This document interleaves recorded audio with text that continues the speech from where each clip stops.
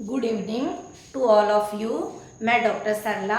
आज का हमारा जो टॉपिक है वो हमने फंडामेंटल राइट्स में से कुछ इम्पोर्टेंट आर्टिकल लिए हैं जो आपके कंपटीशन में आएंगे, उनकी पूरी संभावना है। तो देखिए, पहला ही क्वेश्चन है और बहुत ही डीपली हमने इस आर्टिकल पे काम किया है। तो वेरी मोस्ट आर्टिकल है, बंधुआ मजदूर उन्मूलन अधिनियम संसद के द्वारा किस वर्ष पारित किया गया था। बंधुआ मजदूर, लेबर मजदूर, जो लेबर पर बंधुआ मजदूर का मतलब जो बंधुआओं, जो लेबर क्लासेस थी, उनके साथ बहुत ही अत्याचार किए जाते थे, इसलिए उनके हित के लिए बंधुआ मजदूर उन्मूलन अधिनियम संसद के द्वारा किस वर्ष पारित किया गया था। ये 1976 में 1976 में बंधुआ मजदूर उन्मूलन अधिनियम संसद के द्वारा पारित किया गया। नेक्स्ट क्वेश्चन है, भारतीय संविधान को कौन सा अनुच्छेद व्यक्ति की विदेश यात्रा के अधिकार को संरक्षण प्रदान करता है। जो हमारा इंडियन कॉन्स्टिट्यूशन है उसका कौन सा आर्टिकल है जो विदेश यात्रा के अधिकार को प्रदान करता है, वो आर्टिकल 21 है। क्लियर। मैंने वो क्वेश्चन लिए जो अलग ही रिसर्च करके वेरी मोस्ट क्वेश्चन है और अभी तक आपने पढ़े भी नहीं होंगे। नेक्स्ट क्वेश्चन है, आर्थिक रूप से पिछड़े वर्ग इकोनॉमिकल वीकर सेक्शन EWS की फुल फॉर्म भी मैंने डाल दिए, को आरक्षण प्रदान करने के लिए, आरक्षण प्रदान करने के लिए संविधान में कौन से अनुच्छेद जोड़े गए। अब देखिए, EW ये आपको लर्न करना है, EWS वेरी इंपॉर्टेंट है। तो ये हम बात करें आर्टिकल, कहीं आपको कंफ्यूजन में वेरी मोस्ट क्वेश्चन है, इस पे स्टार लगा लेना, ये आ सकता है। तो आर्टिकल 15(6) और तथा 16(6) ये अनुच्छेद 15 के 6 में और 16 के 6 में ये EWS आरक्षण प्रदान किया गया था। ये वेरी मोस्ट क्वेश्चन है, इनसे एक भी हटके क्वेश्चन ऐसा नहीं है। UPSC 2 या RPSC 2 कॉल कॉम्पिटिटिव के लेवल के क्वेश्चन है। नेक्स्ट हमारा क्वेश्चन है, भारतीय संविधान का कौन सा अनुच्छेद संवैधानिक प्रावधानों को संसद तथा राज्य विधानमंडलों द्वारा बनाए गए नियमों और कानूनों पर प्राथमिकता देता है, प्रदान करता है। वो आर्टिकल 13 है, अल्पीकरण का अधिकार। ठीक है, फिर अभी हमने डिटेल में समझा देती हूँ। भारतीय संविधान की प्रस्तावना मैंने आपको खूब समझाया था।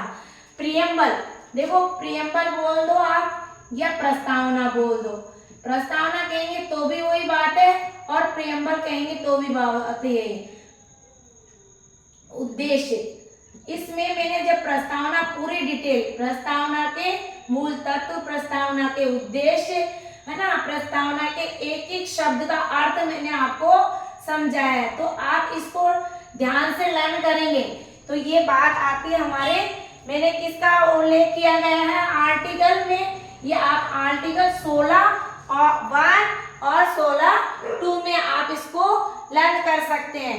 तो ये ध्यान रखिए, क्योंकि देखो कॉन्सेप्ट समझेंगे। भारतीय संविधान की प्रस्तावना में समाजवाद शब्द को किस अनुच्छेद के साथ समग्रता से रखकर सर्वोच्च न्यायालय के द्वारा समान कार्य के लिए समान वेतन, समान, अब जैसे ही हम बात करें कि हमारी जो प्रियम्बल है, प्रस्तावना में हमने क्या जोड़ा है, समाजवाद को जोड़ा है। जब समाजवाद को जोड़ देते हैं तो हमने समाजवाद का मतलब ये कार्ल मार्क्स का समाजवाद नहीं था, मैंने पंडित जवाहरलाल नेहरू गांधीवादी समाज था, कार्ल मार्क्स के बारे में मैंने अच्छी तरह से बताया। तो इसका जो सीधा आंसर होगा वो वेरी इंपॉर्टेंट है, 14 और 14, 16। यहाँ क्वेश्चन आ जाए कि फंडामेंटल राइट, मूल अधिकार कितने होते हैं, तो मूल अधिकार की बात करें तो मूल अधिकार 6 होते हैं हमारे संविधान में। भारतीय संविधान में जो फंडामेंटल राइट है वो 7 मूल अधिकार थे। लेकिन 44वां संविधान संशोधन 1976 के तहत संपत्ति के अधिकार को निरस्त करके अनुच्छेद 300 में जोड़ दिया गया। वो विधि या कानून का अधिकार माना जाता है। तो ये भी वेरी मोस्ट है। समाजवाद यानी सबका हित करने वाला, सबके तो कार्ल मार्क्स कहते हैं वर्गों में हमारे समाज को नहीं बांटा, हमने सबको एकजुट रख के सबके हित के से है समाजवाद, सबका कल्याण। तो यहाँ कौन से आर्टिकल करेंगे? आर्टिकल 14 और 16 में इसका उल्लेख किसमें, ये भी समझना है, प्रस्तावना में।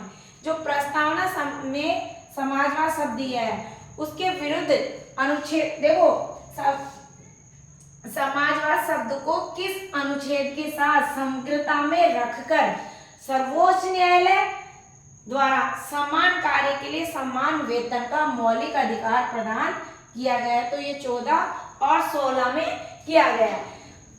6 फंडामेंटल राइट्स है। पहला है समानता का अधिकार। समानता का अधिकार जो अनुच्छेद 14 से 18 उल्लेख करता है, अनुच्छेद 14 से 18 तक। दूसरा है स्वतंत्रता का अधिकार। स्वतंत्रता का अधिकार आर्टिकल 19 से 22 तक, 19 से 22 तक। तीसरा है शोषण के विरुद्ध अधिकार। शोषण के विरुद्ध अनुच्छेद 23 और 24। फोर्थ है धार्मिक स्वतंत्रता का अधिकार। अब देखिए धार्मिक स्वतंत्रता का अधिकार, धार्मिक मतलब धार्मिक हिंदू, मुस्लिम, सिख, ईसाई, ये चारों ऐसे आप लर्न कर सकते हो। 25, 26, 27 और 28 4 आर्टिकल। तो ये हो जाएंगे अनुच्छेद 25 से लेकर 28 तक। क्लियर? फिर हमारा आता है 5th नंबर का संस्कृति एवं शिक्षा का अधिकार।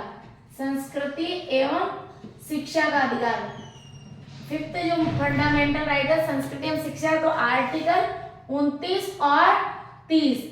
29 में अल्पसंख्यक वर्ग के शिक्षण संस्थाओं को संरक्षण प्रदान करना, और 30 में अनुच्छेद 30 में यह है कि शिक्षण संस्थाओं की स्थापना करना, उसका मैनेजमेंट करना। और 6ठा जो फंडामेंटल राइट्स है संवैधानिक उपचारों का अधिकार। संवैधानिक उपचारों का अधिकार, जब संवैधानिक उपचारों की बात करें तो ये अनुच्छेद 32 को डॉक्टर भीमराव अम्बेडकर ने भारतीय संविधान की आत्मा कहा है।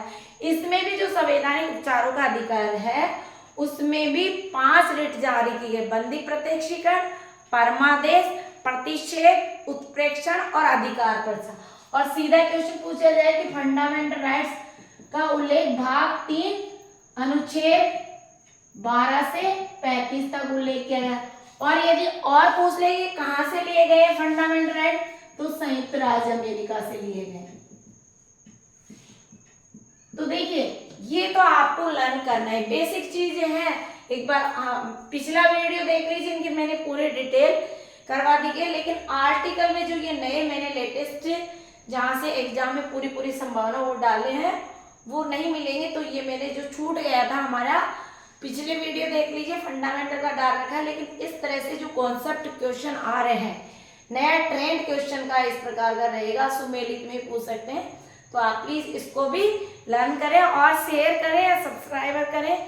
इसी के साथ जय भीम, क्रांतिकारी।